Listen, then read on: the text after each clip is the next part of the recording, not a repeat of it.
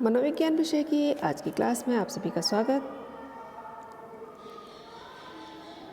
आज की क्लास का टॉपिक है व्यवहार का दैहिक आधार में ही स्ट्रक्चर ऑफ न्यूरॉन।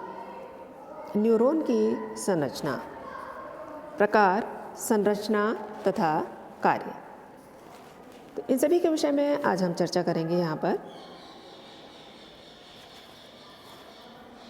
सबसे पहले न्यूरॉन या तंत्रिका तंत्र।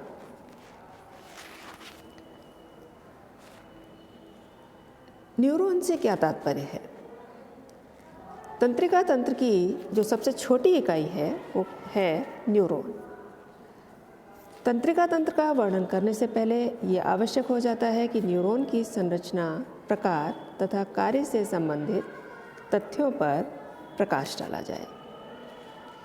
न्यूरॉन या जिसे तंत्रिका कोश भी कहा जाता है, तंत्रिका तंत्र की सबसे छोटी इकाई है, जिसके द्वारा विभिन्न प्रकार के उत्तेजकों को विद्युतीय आवेग में बदला जाता है। जो उत्तेजन प्राप्त होते हैं उन्हें विद्युतीय आवेग में परिवर्तित करने का कार्य किया जाता है। यही कारण है कि न्यूरॉन को जैविक पारस्रावक या बायोलॉजिकल ट्रांसड्यूसर भी कहा जाता है। लेफ्रेनकोइस 1983 के अनुसार पूरे मानव शरीर में लगभग 12.5 अरब 12.5 अरब न्यूरॉन पाए जाते हैं। इनमें से करीब 10 अरब मानव मस्तिष्क में पाए जाते हैं। न्यूरॉन के अलावा भी मानव शरीर में कुछ कोश पाए जाते हैं जिनका प्रधान कार्य तंत्रिका कोश को जीवित एवं स्वस्थ रखना है। इस प्रकार के कोश को न्यूरोलिया या ग्लिया कोश कहा जाता है। इन कोश को न्यूरॉन का गृह रक्षक कोश या हाउसकीपिंग सेल भी कहा जाता है।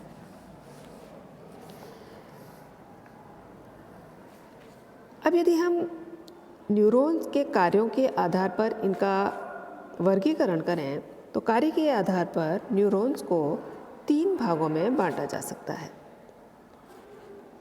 पहले संवेदी न्यूरॉन, दूसरे प्रकार के गतिवाही न्यूरॉन और तीसरे प्रकार के हैं साहचर्य न्यूरॉन। ज्ञानवाही या संवेदी न्यूरॉन उन न्यूरॉन्स को कहा जाता है। ये संवेदी न्यूरॉन तंत्रिका आवेग को ग्राहक या रिसेप्टर से ज्ञान रिसीव करके और ज्ञानेंद्रियों से मस्तिष्क तथा सुषुम्ना तक पहुंचाता है।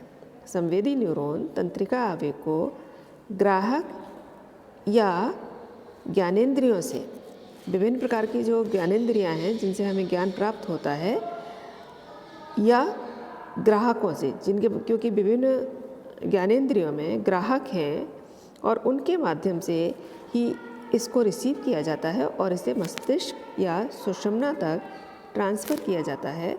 तो जिनके माध्यम से ये प्रक्रिया पूर्ण होती है उसे ज्ञानवाही या संवेदी न्यूरॉन कहा जाता है।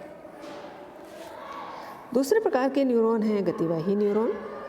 गतिवाही न्यूरॉन तंत्रिका आवेग को मस्तिष्क तथा सुषुम्ना से प्रभावक से तात्पर्य है यहाँ पर मांसपेशियों या ग्रंथियों तक पहुँचाता है, जिसके फलस्वरूप व्यक्ति उद्दीपक के प्रति कोई प्रतिक्रिया कर पाता है। इसे फिर से समझिए। गतिवाही न्यूरॉन तंत्रिका आवेग को मस्तिष्क तथा सुषुम्ना से प्रभावक अर्थात मांसपेशियों या ग्रंथियों तक पहुंचाता है, जिसके फलस्वरूप व्यक्ति उद्दीपक के प्रति कोई प्रतिक्रिया कर पाता है। तो ज्ञानवाही या संवेदी न्यूरॉन जो हैं वो ग्राहक या ज्ञानेंद्रियों से आवेगों को ग्रहण करके मस्तिष्क तथा सुषुम्ना तक पहुंचाते हैं, और गतिवाही न्यूरॉन मस्तिष्क तथा सुषुम्ना से प्रभावक से तात्पर्य है यहाँ पर मांसपेशियों और ग्रंथियों तक पहुँचाने का कार्य करते हैं, जिससे कि व्यक्ति उनके आधार पर कोई प्रतिक्रिया कर सकता है। तीसरे प्रकार के न्यूरॉन हैं साहचर्य न्यूरॉन। साहचर्य न्यूरॉन केवल मस्तिष्क तथा सुषुम्ना में ही पाए जाते हैं।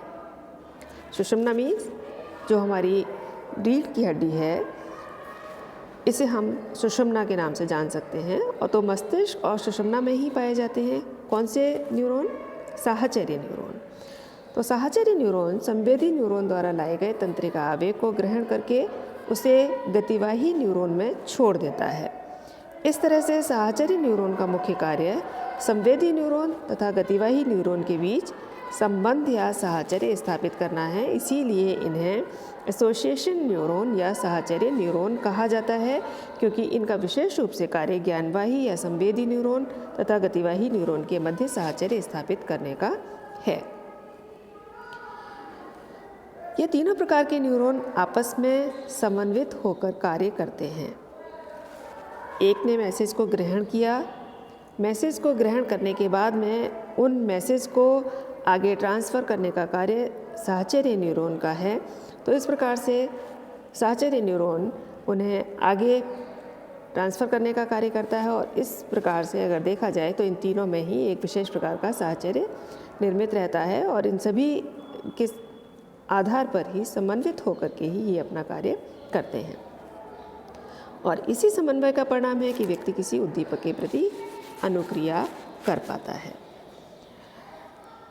न्यूरॉन की संरचना किस प्रकार की है? अगर हम स्ट्रक्चर ऑफ न्यूरॉन की बात करें, न्यूरॉन की संरचना तथा कार्य में स्पष्ट विशिष्टता पाई जाती है, स्पेशलाइजेशन पाया जाता है। संरचना के आधार पर न्यूरॉन को निम्नलिखित 3 भागों में बांटा जा सकता है।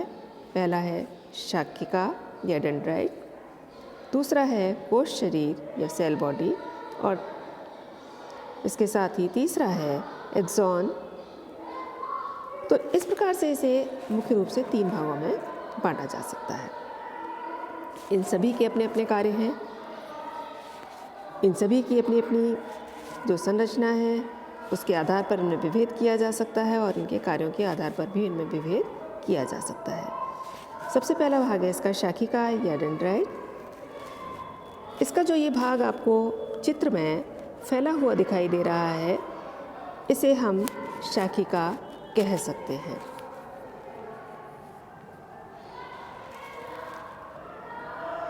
अगर आप इसे देखें तो यहाँ ये जो भाग दिखाई दे रहा है, विस्तृत भाग, इसे शाखिका के नाम से आप या डेंड्राइट के नाम से आप पुकार सकते हैं, जान सकते हैं।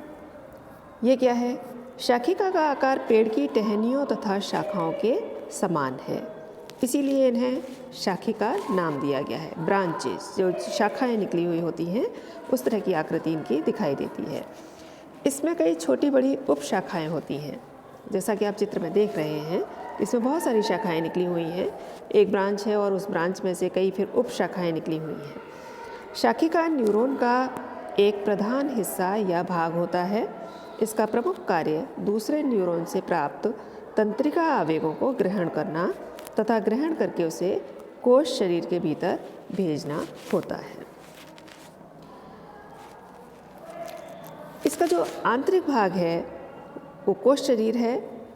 कोश शरीर या सेल बॉडी। न्यूरॉन के इस दूसरे भाग को सोमा की भी संज्ञा दी गई है। यदि किसी कारण से कोश शरीर नष्ट हो जाता है तब तंत्रिका कोश कार्य करना बंद कर देता है, या कहा जा सकता है कि वह मृत हो जाता है। और जब ये मृत हो जाता है तो कोश शरीर में अपना कार्य कार्य करना बंद कर देता है। जब ये मृत हो जाता है तो इससे इसकी जो एक्टिविटी है, ये इसका जो कार्य है, वो कार्य ये संपादित नहीं कर पाता है। कोश शरीर में एक तरल पदार्थ पाया जाता है जिसे साइटोप्लाज्म कहा जाता है। साइटोप्लाज्म एक विशेष झिल्ली से ढका होता है और कोश शरीर के बीच में केंद्रक पाया जाता है। केंद्रक या न्यूक्लियस। केंद्रक कोश शरीर का मुख्य भाग होता है।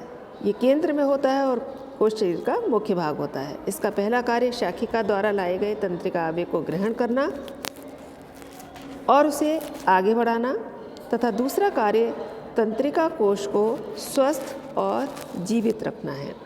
तो इस प्रकार से अगर देखा जाए तो केंद्रक इसका एक महत्वपूर्ण भाग है, क्योंकि केंद्रक शाखिकाओं के द्वारा लाया हुआ डेंड्राइट्स द्वारा लाए गए तंत्रिका आवेगों को ग्रहण करता है और ग्रहण करके उसे आगे बढ़ाता है। साथ ही दूसरा कार्य तंत्रिका कोश का क्या है?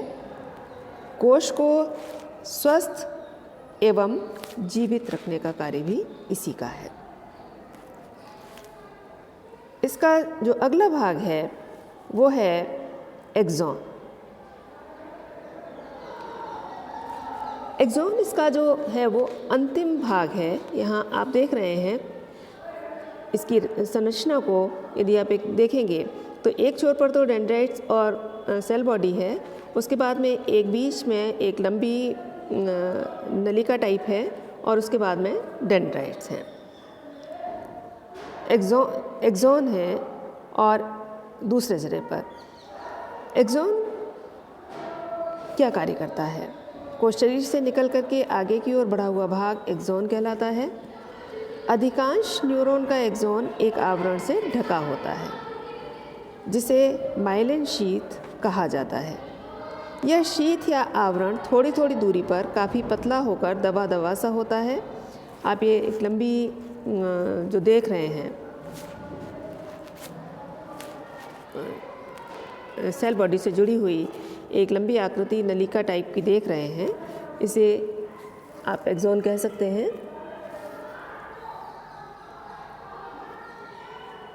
ये एक आवरण से ढका होता है जिसे माइलिन शीथ कहा जाता है।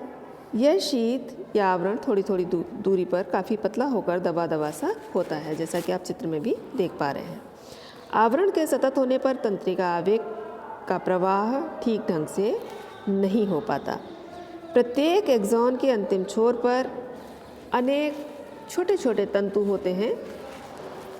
ये तंतु आप दूसरे सिरे पर देख रहे हैं, तो ये छोटे छोटे तंतु होते हैं जिन्हें एंड ब्रश या एंड प्लेट कहा जाता है।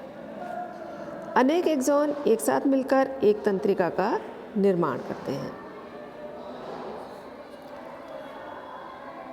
एक्सॉन का पहला कार्य कोश शरीर से आ रहे तंत्रिका आवेग को ग्रहण करना तथा दूसरा उस तंत्रिका आवेग को एक्सॉन के अंतिम छोर अर्थात एंड ब्रश तक पहुंचाना होता है।